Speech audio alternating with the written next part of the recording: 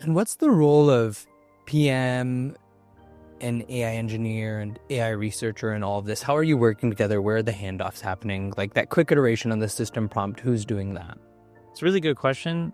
It depends on the size of the team and the company and the roles. Sometimes these roles are being collapsed into one.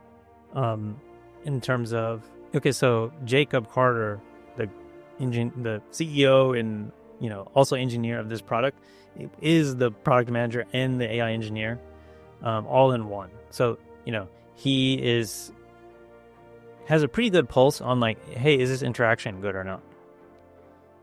So that's not feasible all the time. In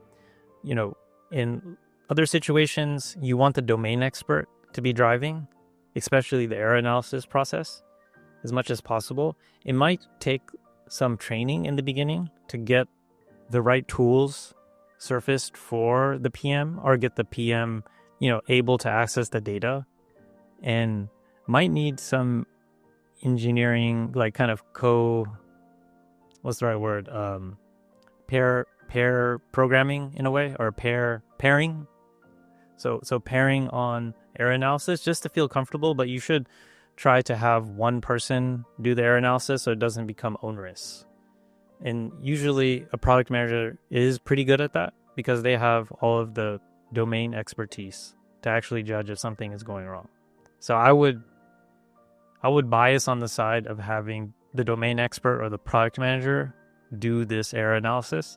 And then as far as like writing the prompt is concerned, you do want to try to make it accessible for the product manager to write the prompt. So what I've seen in a lot of tools is having an admin view where a non-technical person can edit the prompt.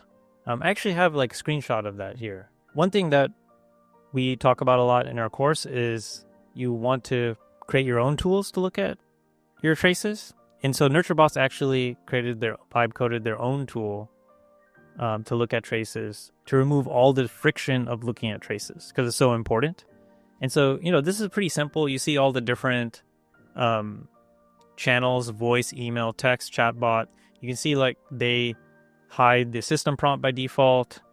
It's like a very quick and dirty interface on doing this like open coding and axial coding. And actually they have a step here that helps them automate the axial coding.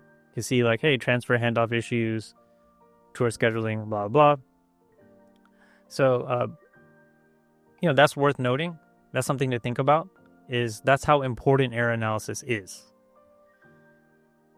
So to get back to your question about, okay, how might you surface the prompt to non-technical people? So this is an example where you might have an admin view. So this is like, a different real estate agent, like, hey, showing you real estate listings. And you might have this admin mode where then you allow someone to fiddle with the prompt.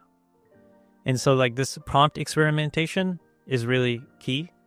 And so having a way that people can interact with prompts is really helpful. Now, a lot of tools have like prompt playgrounds. The only thing that's limiting about most prompt playgrounds is they don't have access to your code, because you might have various tool calls, you might have RAG, you might have these things. All your application code is not, in those prompt playgrounds. And so that's why a lot of teams that I see have these interfaces where you can like edit the prompt directly in your tool and then like play with it and redo it and whatever. So this is so nice. Yeah. So I mean, whenever possible, you want to expose the prompt to the domain expert, because the reason is because it's English. It's made for the domain expert. It's almost a tragedy to separate the prompt from the product manager because it's English. What are other mistakes, like separating the prompt from the product manager, that people might be doing in this process that we walked through today that is unintentionally inhibiting them? The main thing that's inhibiting people is not doing the error analysis. People want to jump straight to, hey, let me take an off-the-shelf metric that vendor gives you and just like create a score. The people are very scared of this error analysis. They look at it and they're like, oh, I don't have time for this. But it doesn't take that long at all. And it's kind of this thing. It's like a secret club. You do it just once, you will forever keep doing it. It's just like getting over that hump of doing it the first time is just extremely scary for people. Another common mistake is people will see this video, or I don't know, they'll realize, okay, it's worth doing error analysis. But then they think it's worth some human doing error analysis, not them, so they'll just outsource it out. Which, again, huge pitfall, right? This is the error analysis is where you build your product, right? That's where you build your moat. So if you're giving it to someone else, then you kind of have no personal touch in your product. Today's episode is brought to you by Vanta. As a founder, you're moving fast toward product market fit, your next round, or your first big enterprise deal. But with AI accelerating how quickly startups build and ship, security expectations are higher earlier than ever. Getting security and compliance right can unlock growth, or stall it if you wait too long. With deep integrations and automated workflows built for fast-moving teams, Vanta gets you audit-ready fast and keeps you secure with continuous monitoring as your models, infra, and customers evolve. Fast-growing startups like LangChain, Writer, and Cursor trusted Vanta to build a scalable foundation from the start. So go to vanta.com/Akash, that's vanta.com/AAKASH, to save $1,000 and join over 10,000 ambitious companies already scaling with Vanta. I hope you enjoyed that short clip. You can check out the full episode here.